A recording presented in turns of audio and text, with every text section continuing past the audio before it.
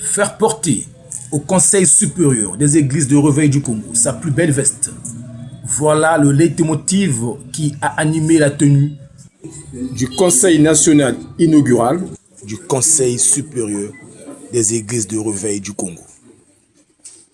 10 au 11 septembre 2025 dans la salle de conférence de l'aumônerie Université de Brazzaville. Grâce à Dieu et à la maestra du président du dit organe, le pasteur Germain Loubota. Plus d'une centaine de conseillers nationaux du COSERCO ont répondu présents à ces assises.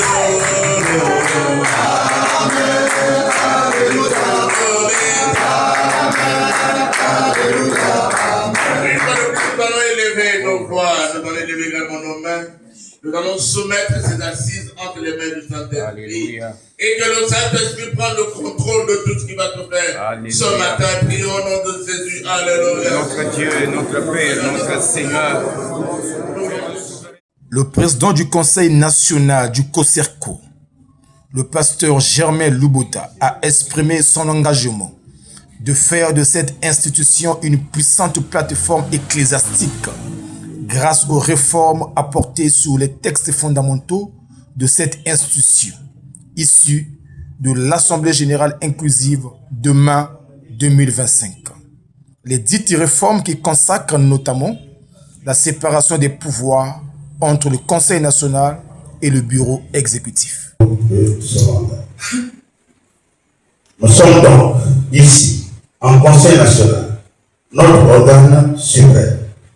Et nous sommes donc, par rapport à ces défis, sollicités pour que nous puissions marquer le lancement désormais, mais encore de façon responsable, de façon puissante, pour que le Conseil supérieur des églises de réveil soit le meilleur conseil qui existe dans la sphère religieuse de notre Église au Congo.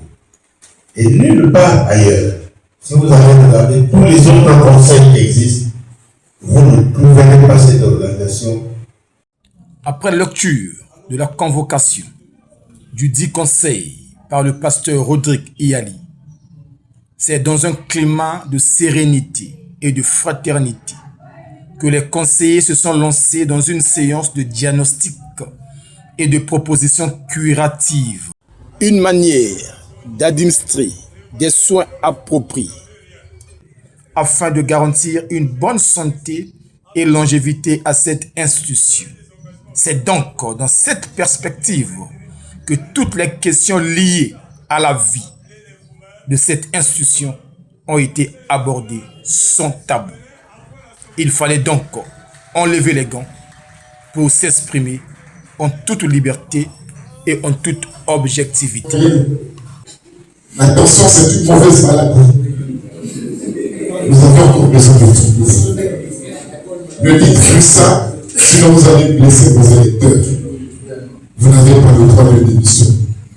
Les textes sont clairs, c'est clair, on n'a rien retiré de vos attributions. Au contraire, vous êtes tout fort.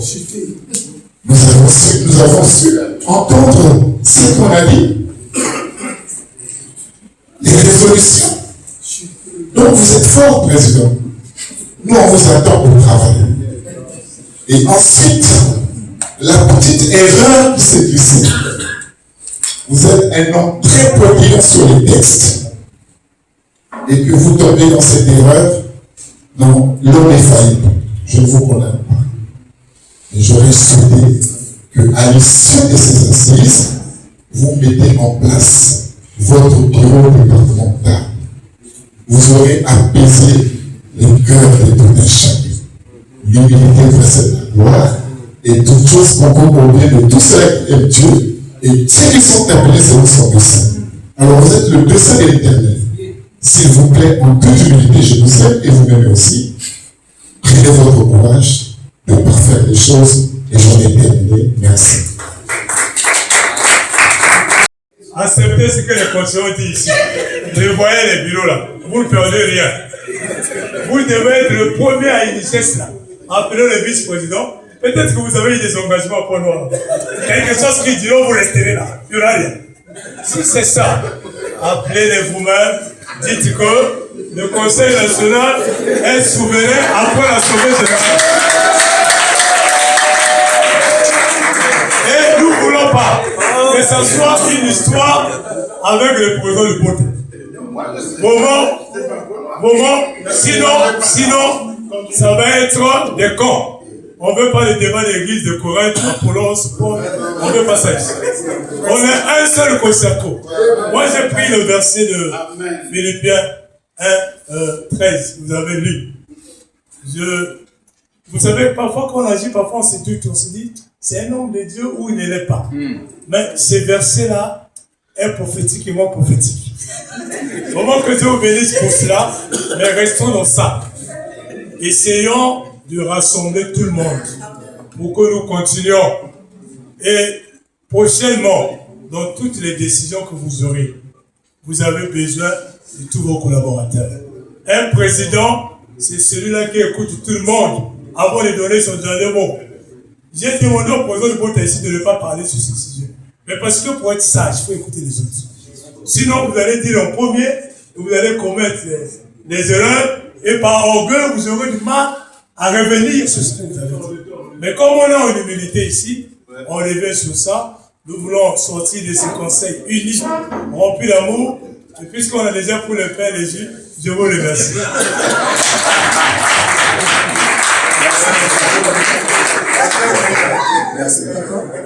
Des débats sereins, des propositions objectives, des conseils fraternels, mais aussi un moment exceptionnel et prophétique, un acte très fort d'humilité qui a électrisé l'auditoire et remonté l'ocytocine.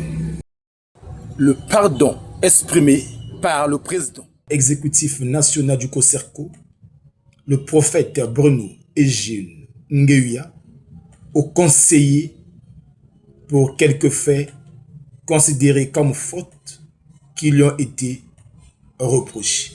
Ce que je peux vous dire, c'est que j'ai tout entendu. Je vous prie de me pardonner.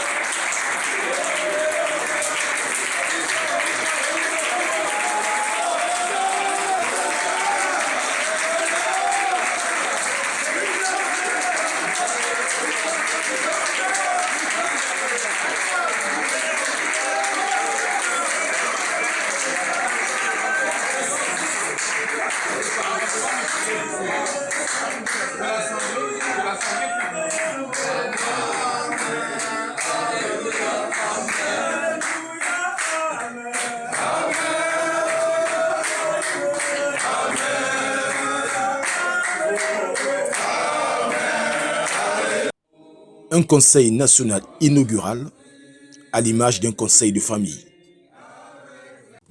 Après lecture du communiqué final sanctionnant les travaux du conseil national inaugural du COSERCO, il restait qu'au désormais président du conseil national d'appeler les troupes à la mobilisation totale afin de se mettre à l'action et de souhaiter bon retour à toutes les délégations venues de l'intérieur du pays.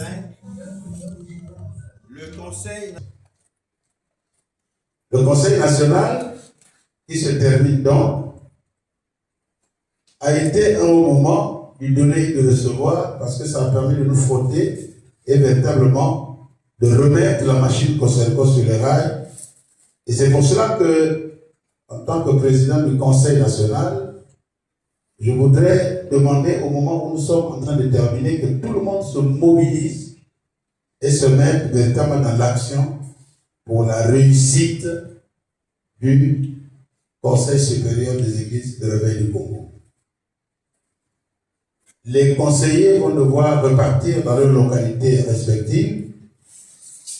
Et je voudrais simplement, au moment où nous sommes en train de terminer, vous souhaiter à vous tous bon retour dans vos localités respectives. Et c'est sur ces paroles que je voudrais déclarer clos les travaux du Conseil national inaugural du Conseil supérieur des églises de réveil. Je vous remercie. Enfin, les rideaux du Conseil national inaugural sont tombés par une prière de clôture déclarée par le pasteur Geoffroy Mumbolo, conseiller national et deuxième vice-président du bureau exécutif national du COSERC. Nous voulons te recommander tout ce qui a été dit en ce lieu pour que dans la suite, que nous puissions intérioriser et pratiquer cela pour l'avancement de ton œuvre. Éternel, celui qui gagne ce soir, c'est toi. Alléluia. Père, merci pour l'amour que tu mets dans nos cœurs et pour l'unité de ton Église. Tu as prié pour cette Église et pour son unité parce que tu as dit, Père, je veux qu'il soit un comme toi et moi nous sommes un. Et ton Église donc est une et indivisible. Parce que tu es le garant de cette unité. Seigneur, je prie pour te recommander toutes les délégations